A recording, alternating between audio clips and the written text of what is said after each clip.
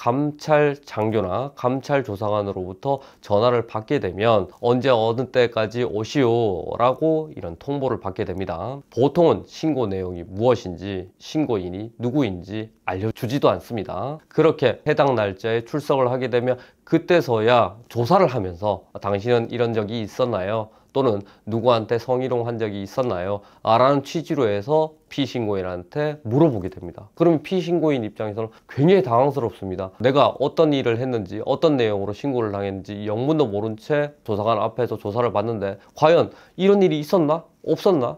나는 없었던 것 같은데 어떻게 진술을 해야 될까? 굉장히 막막합니다. 해서 저 같은 경우에는 변호인으로 선임이 되게 되면 감찰 장교한테 직접 전화를 합니다. 전화를 해서 우리 의뢰인이 이런 일로 해서 분리 조치를 당했고 지금 조사를 받으러 오라고 통보를 했는데 최소한 어떤 내용으로 신고를 당했는지 그 부분에 대해서는 알려주십시오. 그래야지 피신고인도 방어권을 행사할 거 아닙니까? 라는 취지로 해서 그 신고 내용 그리고 혐의 사실에 대해서 알게 되는 거죠. 알게 된 다음에는 의뢰인, 그러니까 피신고인과 제가 서로 얘기를 나누게 됩니다.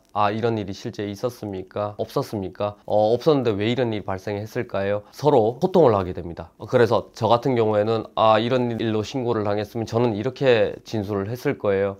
이런 일이 없었나요? 그러면 그 당시에는 누구가 목격자가 있었나요? 이런 얘기에 대해서 충분히 소통을 하고 나서 준비를 한 다음에 조사에 임하게 됩니다. 그런데 만약 어떤 경우에 있어서는 사전에 전화상으로 유선상으로는 절대 알려줄 수가 없다 라고 하는 경우도 있습니다. 그럼 우리는 어떻게 해야 되느냐? 일단은 출석을 합니다. 출석 자체를 안 하는 경우는 좀 곤란한 경우가 많이 생깁니다. 해서 출석 자체를 합니다. 한 다음에 조사, 질문과 답변하기 전에 미리 감찰 조사관한테 물어봅니다. 우리 혐의 사실이 최소한 뭔지 알아야지 우리도 기억 환기를 해서 제대로 진술할 것 아니냐. 이거는 우리의 방어권 행사다. 방어권 행사의 일환이니까 이 부분에 대해서는 최소한 요지라도 알려주셔라 라고 요청을 한 다음에 그 요지라도 안 다음에 조사를 받게 됩니다. 어떤 요지를 알았다, 예를 들어서 누가 언제 어느 때 이렇게 성희롱을 했어요 라는 신고 내용으로 해서 신고가 된 거고 지금 그 내용으로 조사를 할 거예요 라는